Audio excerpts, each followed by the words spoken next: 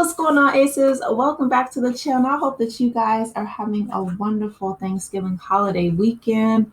The piano lesson is so phenomenal. Like, this movie is so amazing. It's been adapted multiple times from the play written by August Wilson.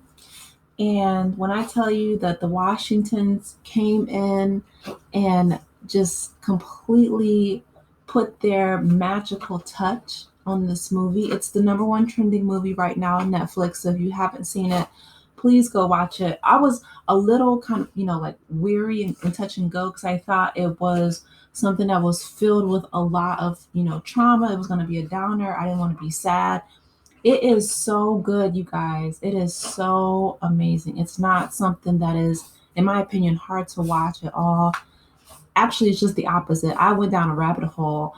I actually watched after I finished this movie, I watched the play and the 1995 version with Charles Dutton and Alfre Woodard. I watched the play on Broadway. I watched some interviews with August Wilson, who dropped out of high school when he was 16 because his teacher accused him of plagiarism after he wrote a 20-page paper on Napoleon. And it was so good that she couldn't believe it. And now, of course, after he dropped out, he spent all his time at the Carnegie Library. He ends up winning 2 Pulitzer Prizes, one for which is the piano lesson. So it's directed by Malcolm Washington, who is one of the sons of Denzel. Boy Willie, who is the main antagonist, is played by John David Washington. And fun fact, Samuel L. Jackson actually played Boy Willie on Broadway way back. And so Samuel L. Jackson is in this movie, but now he's playing the uncle, Uncle Doker, Charles. And the Charles family, Bernice is the protagonist, and that's played by Danielle Deadwyler. And please give her all her flowers. I mean, she really should win an Oscar for this role. I truly believe that. This is one of the best films that I've ever seen in my entire life. Well, let's go ahead and get into this recap. So the movie takes place in the Charles home in Pittsburgh. The year is 1936, and they are a family originating from the Mississippi Delta. And while making the move up to Pittsburgh, they brought with them the family heirloom, which is a beautiful piano carved with the faces of the Charles family. So 5 o'clock in the morning, here comes Boy Willie, who is Bernice's brother, banging like the police at the door. And so him and his friend Lyman show up with a truck full of watermelons. So they are going to sell these watermelon and empty out the truck.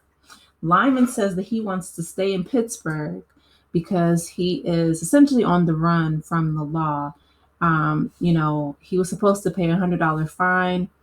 And when someone came, I think it was a judge or somebody came to pay the $100 fine, they wanted to have him, be like a sharecropper for 10 cents a week or something crazy. Like they wanted to have him basically enslaved for his labor for this $100 indefinitely. And so he knew what it was and he knew what time it was. So as soon as he could, he broke and he made his way up to Pittsburgh. So when Boy Willie and Lyman get to Pittsburgh, they wake up everybody at 5 in the morning. He's hugging Bernice, who has a daughter. She's a widow. She has a daughter, Maritha. And Boy Willie lets everybody know that Sutter, who is the current owner of the farm of the Charles family, who was once enslaved on the farm, he just passed away from falling down a well. They say this, the ghost of the yellow dog, which is the name of the train. I'll get into that in just one second. But all these people keep falling down this well down south. And, they say that it's the ghost of the yellow dog. So Bernice, she gives him the side eye because she doesn't really believe what they're talking about. And she goes back to bed. So while Lyman wants to stay in Pittsburgh, Boy really wants to sell the piano because, it's half his legacy as well. And he wants to use that money in addition to the money that they're going to, get selling watermelon, the money he saved. And he wants to go back and buy the land that his family was enslaved on. So at this time, Bernice sees a ghost. She says is the ghost of Sutter, who was, the grandson of the slave owner, essentially that, fell into the well and passed away recently. So then we are introduced to a new character. His name is Avery. Now, Avery is a preacher slash elevator operator, and he has taken an interest in Miss Bernice. So, as we know, she's a 35-year-old widow. And he's like, it's not a good look for me to be a preacher out here and unmarried. He's like, I know you lost your husband a few years ago, 3 years ago, actually. And he's like, I really want to, wife you up. And Bernice is like, listen, I'm not trying to hear all that. Yada, yada. I'm not ready to get married yet. She curves him indefinitely. So then we're introduced to Whining Boy, and Whining Boy is Uncle Dokard's brother, and he is a wandering musician. He comes in, and they get to sing in this song, y'all, called Berta. And what I learned when I went down my rabbit hole, doing my research for this play, was that, and Parchment is real, by the way, it's a prison farm in Mississippi. It was renamed the Mississippi State Penitentiary, but they really do sing this song. Just like a lot of, our ancestors would sing spirituals and hymns to get them through the workday. But this song was so soulful. They were singing about a woman named Alberta who they wanted her to go ahead and get married and not wait for them on that Parchment farm. The movie Life with Eddie Murphy and Martin Lawrence, it was based off of this prison. It's one of the worst in the country. So all of these men, like all the men that we see here, have served time. A lot of innocent Black men have been caught up and forced to work on this labor camp, and they all escaped this Parchment farm, which is the Mississippi State Penitentiary. So anyway, so after the song, Uncle Dokard, played by Samuel L. Jackson, tells the story and gives us essentially the piano lesson. So he tells us about the history of the family piano. So back when the Sutter family enslaved the Charles family, the Sutter ancestor, his wife, Miss Ophelia, wanted a piano. And her husband didn't have the money to get her piano for their anniversary, but he traded essentially Mama Bernice, which is Bernice's grandmother, and her father, Boy Charles was his name, Papa Boy Charles.